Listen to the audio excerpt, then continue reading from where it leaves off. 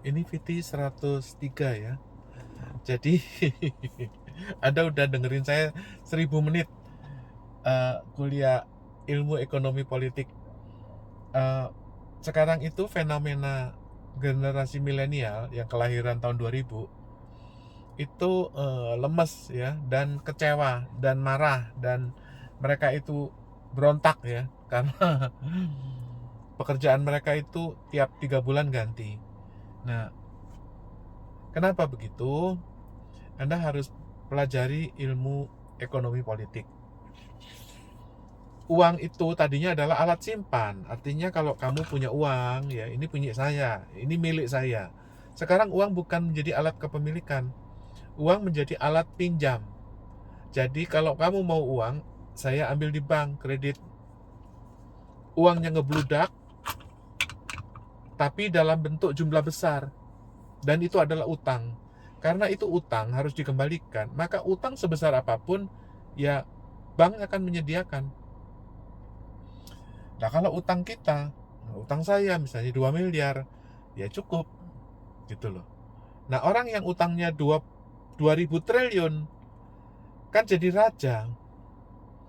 Itu satu. Jadi ada 3 penjelasannya ya. Satu ya, bahwa uang itu menjadi utang. Oke. Yang kedua, gara-gara uang itu menjadi utang, otomatis bebas yang utang itu. Kalau yang utang 2000, jadi oleh karena itu raja-raja itu adalah raja utang. Nah, sifatnya utang itu kan adalah utang kemana? Misalnya ada orang utang 2000 triliun, utang ke siapa? Selain satu, utang kepada negaranya, masyarakatnya, dia utang kepada generasi ke depan. Kan dia utang nih 2000 triliun, dia nyicil kan 30 tahun. 30 tahun itu adalah generasi ke depan kan.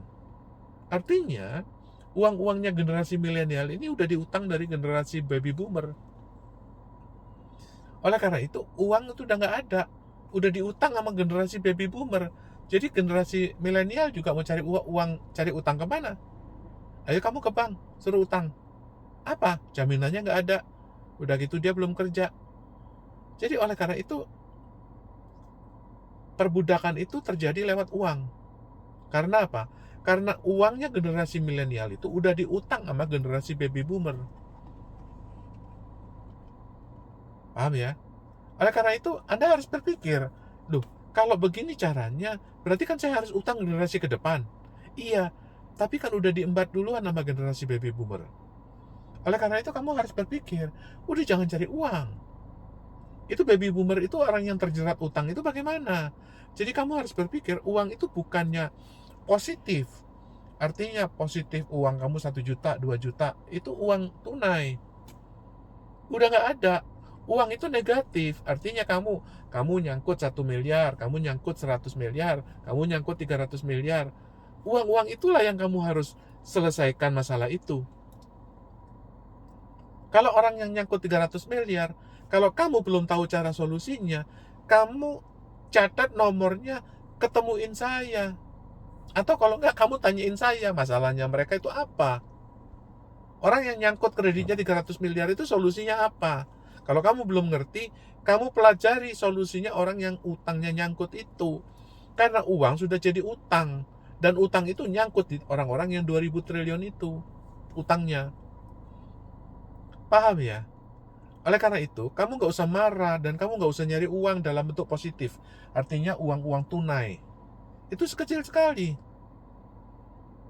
Ya, uang itu 90% adalah uang utang.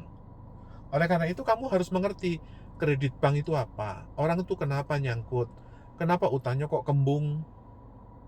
Solusinya apa? Jadi kamu tuh harus menjadi problem solver. Jangan kamu berpikir seperti orang generasi baby boomer yang tiap kali kerja dapat mobil, dapat rumah. Itu zaman dulu. Zaman sekarang, duit yang udah diutang sama mereka. Gitu loh. Pada waktu kamu lahir, itu Lim Chuliang udah punya utang 2000 triliun. Ya kamu sekarang udah gede, uangnya kemana? Ada di Pak Salim. Nah sekarang kamu harus mengerti masalahnya Pak Salim apa, solusinya bagaimana. Itulah uang. Sekali lagi, kamu harus berpikir mental mindset, jangan cari uang tunai. Jangan cari uang upah, jangan cari uang yang positif. Carilah uang-uang yang menjadi sangkutan, default, gagal bayar. Yang menjadi, apakah karena dia gagal bayar gara-gara tunggakannya kepada BUMN? Apakah dia gagal bayar gara-gara dia ditunggak sama proyek jalan tol? Apakah dia gagal bayar gara-gara dia belum dibayar sama Garuda atau sama Cilegon? Atau apa? Gitu loh. Jadi kita tuh berpikirnya jangan opportunity, tetapi adalah menjadi default, menjadi apa ya, penyesalan, menjadi orang-orang yang menyesal, yang duitnya nyangkut, default, gagal bayar, yang nggak bisa nagih. Itu kenapa? Gitu loh. Kalau kamu belum mengerti permasalahannya, cobalah kamu belajar, tanya dulu baik-baik, lalu tanyakan ke saya kalau nggak ngerti. Itu. Jadi ini adalah solusi. VT nomor 103 ini adalah VT yang mahal sekali untuk generasi muda. Anda nggak akan selamat kalau nggak ngerti, paham VT ini diulang 3 kali. Kalau Anda nggak paham, tanya lagi.